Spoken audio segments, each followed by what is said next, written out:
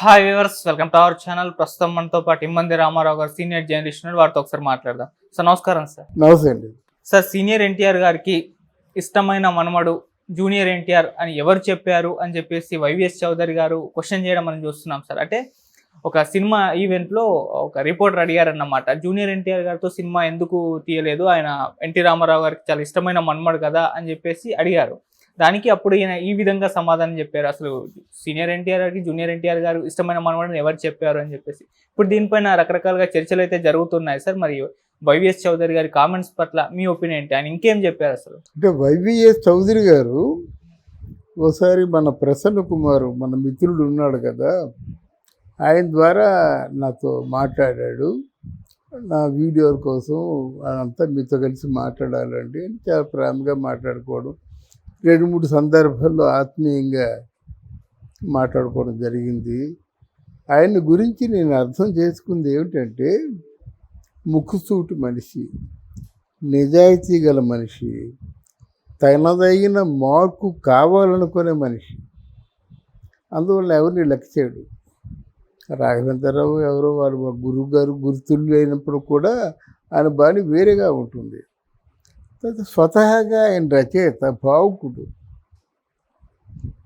నిజంగా నా దృష్టిలో ఇండస్ట్రీలో ఎవరైనా ఎన్టీ రామారావు గారికి వీరాభిమాని ఎవరైనా ఉన్నారంటే అది వైవిఎస్ చౌదరి గారే. ఎలాగంటే ఇప్పుడు నేను ఆల్మోస్ట్ ఎన్టీ రామారావు గారు 96 కదా ఆయన పరంపదించారు. 96 అనుకుంటున్నాను, ఇఫ్ ఐఎమ్ రైట్. అది దానికోసం తప్పు అయితే మన్నించండి. 96 అంటే మా అమ్మగారు కూడా అదే సంవత్సరం పోయారు, కాలం చేశారు. అప్పటి నుంచి ఇప్పటి వరకు క్రమం తప్పకుండా ఆయన హిట్స్లో ఉన్నా, సక్సెస్ఫుల్గా ఉన్నా, ఫెయిల్యూర్ స్టేజ్లో ఉన్నా సరే, ఆయన ప్రేమలో మాత్రం, ఆయన భక్తిలో మాత్రం, ఆయన ఆరాధనలో మాత్రం ఏ మార్పు రాలేదు. మనం దీన్ని బట్టి అనుకుంటాం కదా, ఇప్పుడు మన పరిస్థితులు బాగా సరే, మనం ఇచ్చాము, కొన్నాళ్ళు ఇచ్చాము, మరి ఈసారికి ఇవ్వదులే అనుకుంటారు ఎవరైనా. ఎంత పెద్ద ప్రొడ్యూసర్ అయినా, ఎంత పెద్ద డబ్బునుడు అనుకుంటాడు అన్నమాట. వాళ్ళు శివసాహిత్యం పొందిన ఒక 4-5 సంవత్సరాలు స్పీడ్గా మాట్లాడుకుంటారు, తర్వాత మాట్లాడుకోవడం మానేస్తారు. ఆ మాటకు వస్తే ఎంతమంది ఎన్టీ రామారావు గారు జయంతులు చేస్తున్నారండి, ఎంతమంది రామారావు గారు వర్ధంతులు చేస్తున్నారండి. అలా చేసేవాళ్ళు అయినట్టయితే అక్కడ ఎన్టీఆర్ ఘాట్కి ఎందుకు పరిమితి అయిపోతారు? ఎన్టీఆర్ వర్ధంతి కానీ జయంతి కానీ చేసినప్పుడు ఫిల్మ్ కల్చరల్ క్లబ్లో పెట్టుకుంటే ఫిల్మ్కి సంబంధించి, సినిమాకి సంబంధించి ఏ ఒక వ్యక్తి అయినా ఆగ మేఘాల మీద ఎగిరి అక్కడికి వస్తాడు, అందరూ చూస్తారు, గత జ్ఞాపకాలు గుర్తు చేసుకుంటారు.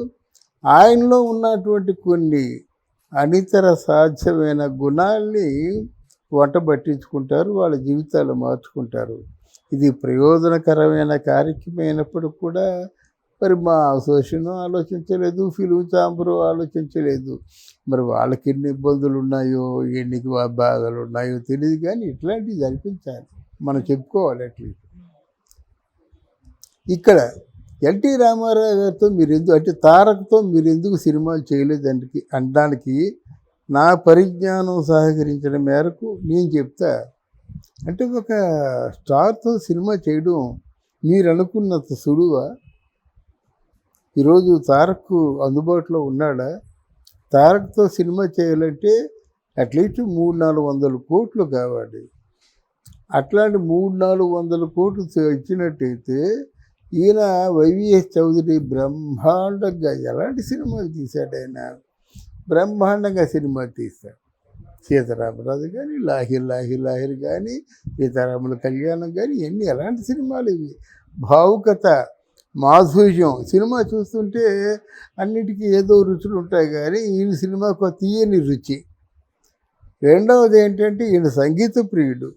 ఈయన సినిమాలో పాటలు అన్నీ కూడా బాగుంటాయి, పాటలకి పెద్దపీట వేస్తాడు వైవిఎస్ చౌదరి. రెండో సుగుణం. మూడో సుగుణం ఏంటంటే ఆయన మంచి he can abstract the best one from the artist. Artist నుంచి ఏ మేరకు పర్ఫార్మెన్స్ని రాబట్టుకోవచ్చో తెలిసిన దర్శకుడు కనుక మరి ఆయనతో కోఆర్డినేట్ అయ్యి సినిమాలు జరిపించుకోవాలి. ఇక తారకైనా కళ్యాణ్ రామైనా ఎవరైనా అలా జరిపించుకోవాలి, అంతే కదా. అది కాకుండా ఇది సినిమా ఇంత తీయలేదంటే వీళ్ళ చేతుల్లో అనుకున్న 400 కోట్లు ఎక్కడి నుంచి వస్తాయి? ఆ 400 కోట్లు ఇచ్చినట్టయితే ఒక 10 సినిమాలు మంచి సినిమాలు తీస్తాడు ఈయన. అంటే ఆయనకున్న క్యాలిక్యులేషన్ ఆయనకు ఉంటుందని నేను అనుకుంటున్నాను. అంటే ఇది తారక్తో సినిమా తీయకపోవడం ఏంటంటే తారకని డేట్ ఇవ్వమని చెప్పండి, నేను వెళ్ళి బ్రతిమాలుకొని తారక్తో సినిమాలు తీయిస్తాను. నేను ఒక సీనియర్ జర్నలిస్ట్గా తారక డేట్ ఇచ్చినట్టయితే సినిమా తీస్తాను. ఆయన మాత్రం కాదా, పెద్ద ఆర్టిస్ట్తో ఒక మంచి ఛాలెంజింగ్గా ఆయనకు ఉంటుంది కదా. ఏ దర్శకుడైనా ఛాలెంజింగ్గా దర్శకత్వం వహించినప్పుడు వానికి పరిపూర్ణమైన తృప్తి ఉంటుంది. ఇప్పుడు వీళ్ళందరూ చౌదరి గారి మాట వినాలి, చౌదరి గారు చెప్పినట్టు చేయాలి. బట్ ఎన్టీ రామారావు గారి తారక్ హీరో అయినట్టయితే డెఫినెట్గా ఇద్దరు కాంప్రమైజ్ అయ్యి ఇద్దరు కోఆర్డినేట్ అయ్యి చిత్రీకరణ జరిపించుకోవాలి. ఈ లేజరు తేడా ఉంది ఇద్దరికి. కనుక నేను చెప్పేది ఏంటంటే అలాంటి అభాస్పాలు ఏదో నిందలు వేయడం ఊరకనే ఉన్నాడు కదా అని బురదల్లడం కాకుండా కొంచెం ఆలోచించి మాట్లాడితే బాగుంటుంది. తారక్ అభిమానుడు కూడా సరే తారక్ ఇట్లాంటి విషయాల్ని ఖండించాలి. ఎందుకంటే ఆయన మీద గౌరవం ఉందో అగౌరవం ఉందో ఆయనతో నేను సినిమాలు చేయను, లేదా ముందు ఆయనతో సినిమా ఆలోచిస్తున్నాను చెప్పేస్తే అది గొడవ ఉండదు కదా. ఊతుపుణ్యానికే ఊరికే వీళ్ళు ట్రోల్ చేసుకోవడం, మెసేజ్లు పెట్టుకోవడం, కామెంట్లు పెట్టుకోవడం ఇది ఆరోగ్యదాయకమైన పరిణామం కాదు. రెండవది ఎన్టీ రామారావు గారికి నాకు తెలిసినంత వరకు ఆయనకి నా అనే భేదం లేదు, అందరూ ఒకటే. ఆయనకి కావాల్సింది రెండు, నచ్చిన మనుషులు నచ్చని మనుషులు కొందరు ఉంటారు. ఆయనకి చెప్పా కదా నిన్న, నచ్చినట్టయితే ఆ నచ్చిన వాడు ఎవరినైనా కాళ్ళు ఎర్రగొట్టేశారంటే ఎంత కడుపు మండి ఉంటుంది ఆయనకి. సో లీవ్ ఇట్ అంటాడు. పోనీ లేదు అక్కడేమో 10,000 మందికి అన్నప్రసాదాలు వితరణ చేస్తున్నారంటే నచ్చకపోతే 10,000 మందికి ప్రసాదాలు వితరణ చేస్తుంటే ఎన్ని లక్షలు అవుతుంది, ఎన్ని కోట్లు సంపాదించుంటాడు ముండా కొడుకు. ఇట్లాంటి వాళ్ళు మనం ఎంకరేజ్ చేస్తూ ఉంటాడు. పసివాడు మనస్తత్వం బాగా దగ్గరగా ఉన్నవాళ్ళు తెలుస్తుంది. రామారావు గారు ఏముంది, ఏదైనా కొంచెం ఒక రోజు తీరిక సమయం ఇచ్చినట్టయితే 10 గంటలతో అన్నీ అయిపోతాయి. ఆ 10 గంటల నుంచి కూర్చునే వాళ్ళకి కబుర్లు. అది అలా మధ్యాహ్నం ఒకవేళ విన్నట్టయితే మళ్ళీ 2, 3 ఆ ప్రాంతాల్లో దిగిపోతారు కదా. ఉల్లిపాయ పకోడీ తినిపించుకొని తింటూ ఓ దర్బార్ ఉంటుంది. అతి ముఖ్యమైన సన్నిహితులను కూర్చోబెడతాడు. కబుర్లు. ఆ కబుర్లో నేను నేర్చుకుంది ఏంటంటే ఆయన ఒక పసిబాలుడు. ఆయన నవ్వడం కూడా మనసారా నవ్వుతాడు. ఎక్కడ అరమరికలు లేకుండా స్వచ్ఛంగా వెన్నెల విరబూసినట్టుగా నవ్వుతాడు అన్నమాట. కనుక ఈయన మన వైవిఎస్ చౌదరి అన్న మాటల్లో తప్పేమీ లేదు. ఎవరిని కూడా చిన్నపిల్లడు కదా. ఈ నందమూరి తారక రామారావు అని పేరు పెట్టి ఈ తారక్ చనిపోయాడు. మరి జానకిరామ కొడుకు కూడా నందమూరి తారక రామ అనే పేరు పెట్టారు కదా. అలా కొంతమందికి ఆయన పేరు కలిసి వచ్చేలా పెట్టుకున్నారు. అది ఇందులో ఒకరు పెద్ద కాదు, ఇందులో ఒక చిన్న కాదు.